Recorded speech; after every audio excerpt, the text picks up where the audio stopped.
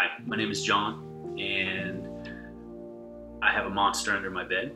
And the thing is I've come to realize that it's real. I have probably for the last 12 years struggled with bouts of anxiety and depression, not knowing that entire time what it was. Just a lot of time feeling sad, a lot of time feeling alone. For me and for many of you that know me and have heard me share and speak and different things, legacy is a huge thing for me.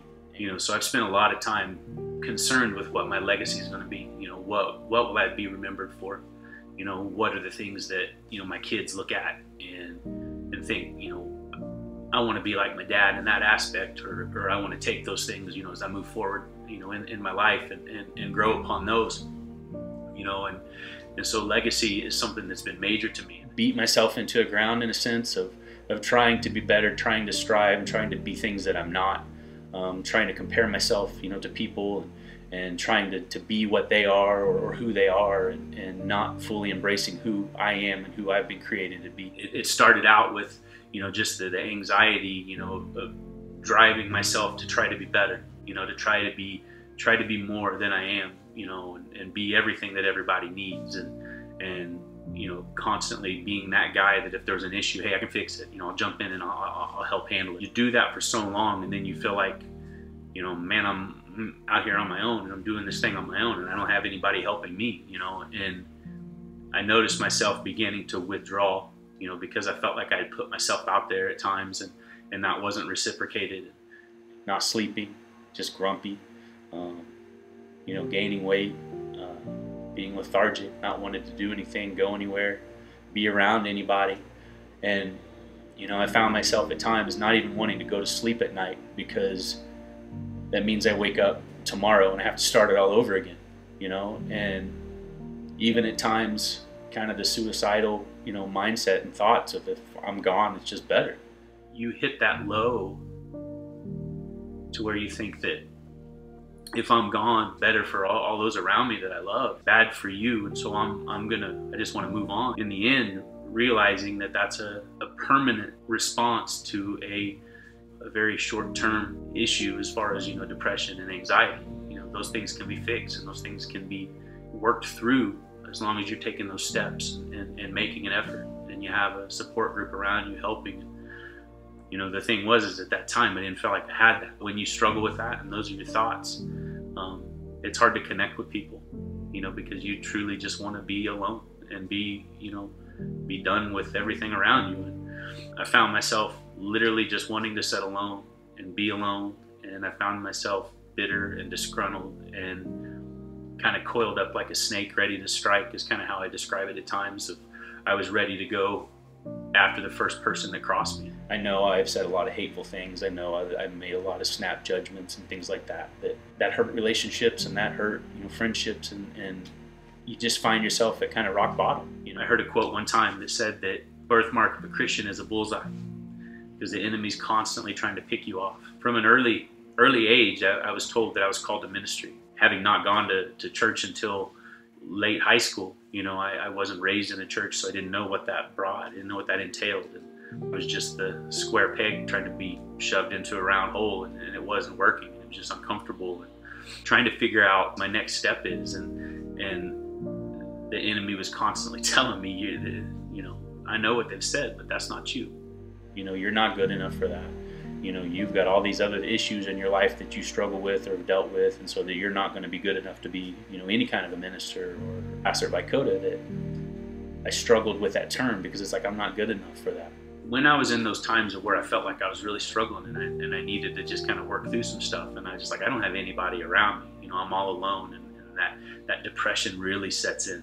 It's just me. Any failure I took upon me is, that's who I am. Anything that I failed at, anything that I wasn't as successful at, or I deemed a failure, became who I was. And that just takes you deeper and deeper and deeper. I had people around me that loved me and that supported me, and literally it just took me having to reach out just to say, I'm struggling, I feel like I'm drowning. And they were more than willing to talk with me, and more than willing to spend time with me, and to hear me out and to listen to me. But it took me reaching out. And the thing that I realized in this is that not everybody does reach out. And some people will spend the rest of their days in that place because they won't reach out. Through those times, I was desperately just seeking the Lord and just saying, what do I need to do? Again, performance, how can I be better? How can I do this? Jeremiah 29:11 was one that popped up a lot. For I know the plans I have for you, plans to prosper, not to harm you, to give you hope and to give you a future. I remember fighting with God and thinking, that's awesome, but I would love for you to share that with me. I know that you know the plans, but I want to know my plans. And I just kept getting patience, just patience, As I began to just wait and sit and wait and listen and just really, truly wait on what he had for me. Another scripture that I came across was that we are God's handiwork, created to do his good works. And he's going to put those things out there for us. And that's Ephesians 2:10. He has things set aside for us to do. We are his handiwork that he's created to do those things.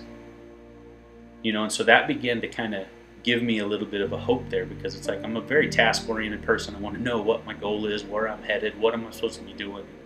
And, knowing that he has tasks set aside for me to do really kind of energized me a little bit.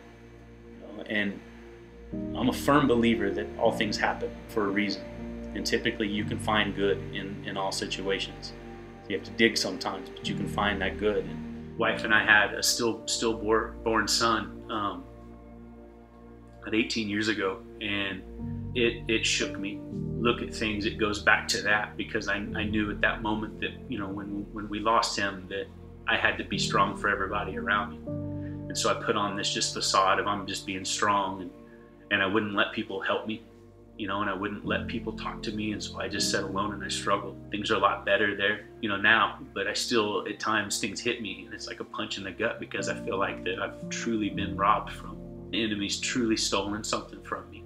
Since then, we've had, three lovely kids, and, love each and every one of them. And I know that that's been, something that God has put back in my life to help with what's been taken from me. There's been several opportunities of where we've got friends or friends of a friend that have lost a child, and that we've been able to just love on them and spend time with them and truly listen to them, and coming from a place that I know what it feels like.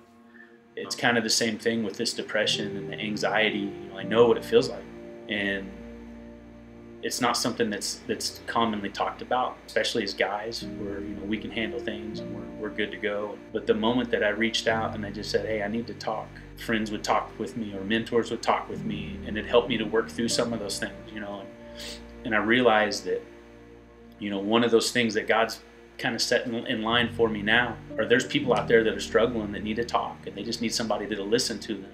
A lot of times we think, oh, that's not that big a deal, I can work through it. And I think that's where we've come, this whole thing of monsters under the bed. You think you hear a noise and, oh no, it's fine, it's nothing, and we move on. In this case, there truly is a monster under the bed. Best way to take care of it is to bring it into the light. So this is something that you struggle with. Know that you're not alone. To come into the light, come out of the darkness, come into the light. That I hope for each and every one of you, if that's something that you struggle with. And know that you can reach out. Know that you can say, hey, I just need to talk. Grab a cup of coffee and let's talk about stuff.